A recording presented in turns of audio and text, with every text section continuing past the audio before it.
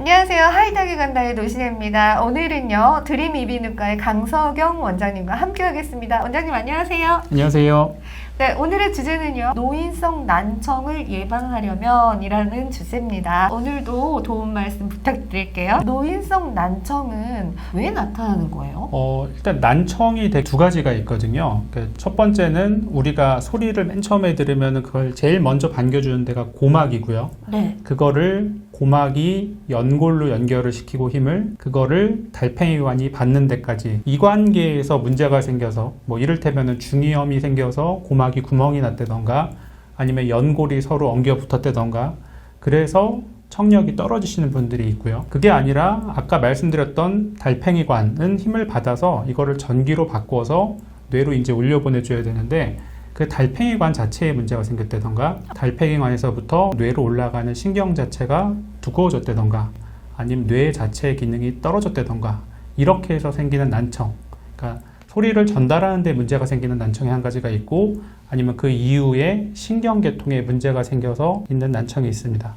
그런데 난청 환자분들을 보면은요, 대개는 두 개를 같이 가지고 계신 분들이 어려움을 더 많이 겪으세요. 그러니까 60, 70대 어머님, 아버지들은 옛날에 항생제도 많지 않았었고 병원도 많지 않았으니까 중이염을 정확하게 치료를 못 하시고 넘어갔고 거기에다가 우리가 보통 60대 중반 정도 되면은 청력이 정도의 차이는 있지만 신경 자체에 문제가 있어서 청력이 또 떨어지거든요. 두 개가 같이 합쳐지다 보니까는 더 많은 어려움을 겪으시는 경우가 있습니다. 네, 원장님 그러면요, 노인성 난청은 대체 어떻게 치료를 하나요? 알약을 하나 딱 먹고 젊은이들처럼 청력이 다시 뿅 하고 올라오면 참 좋을 텐데 이게 다른 신경계통과 마찬가지로 한번 기능이 떨어진 신경은 원상복귀가 되지 않거든요. 그래서 이 부분은 먹는 약으로 치료를 하고 원상복귀 시키는 것보다는 한 40대 정도 되면은 가까운 게 안 보여가지고 돋보기 끼시잖아요.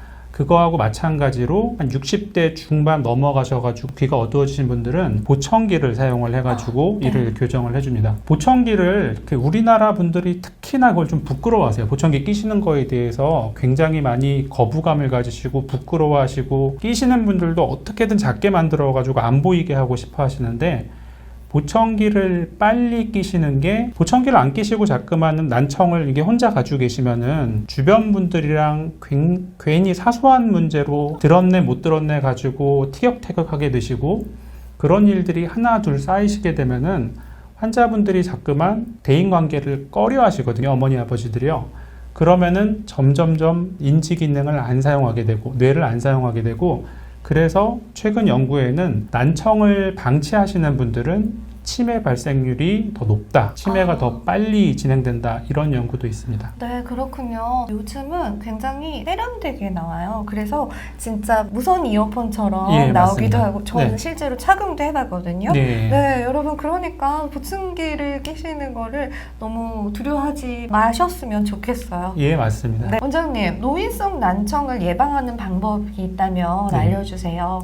우리가 노인성 난청은 예방하기가 좀 어려운데 전반적인 난청에 대해서 한번 말씀을 드릴게요. 첫 번째 아까 말씀드린 대로 소리 전달 과정에서 생기는 난청 같은 경우는 중이염을 잘 치료하고 넘어가셔야 돼요.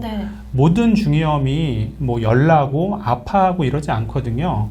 물 차는 중이염 같은 경우는 소아들은 아무런 얘기를 해주지 않고 진료실에서 고막을 보고 진단되는 경우가 많습니다. 그래서 중이염이 있다고 하면은 중이염이 물이 다 빠지고 청력이 정상이고 이런 것들을 확인을 하고 넘어가야지 중이염에 따른 합병증을 예방을 할 수가 있고요. 아까 말씀드렸던 달팽이관, 신경, 그 다음에 연결되어 있는 뇌로 연결되어 있는 과정에서 문제가 생긴 난청 중에서 요새 제일 문제가 되는 난청은 소음성 난청인 것 같아요. 아무래도 지하철로 출퇴근하실 때 큰 소리, 또 그거를 이기기 위해서 요새는 많이들 이어폰 사용하시잖아요. 그 소리를 심지어는 덮어버리려고 그 소리를 넘어서게 큰 소리로 음악을 즐기시는 분들이 있는데 큰 소리가 긴 시간 동안 달팽이관에 계속 힘을 주고 있으면은 달팽이관에 손상이 계속 쌓여서 요새는 비교적 젊은 분들 중에서도 난청이 시작되시는 분들이 있어요.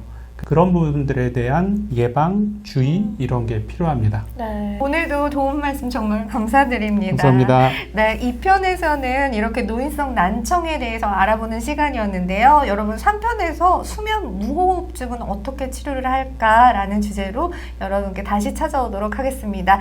여러분 이 영상이 도움이 되셨다면요. 구독 눌러주시고요. 좋아요 눌러주시고요. 댓글 참여도 부탁드릴게요. 저희는 여기서 인사드리겠습니다. 여러분 고맙습니다.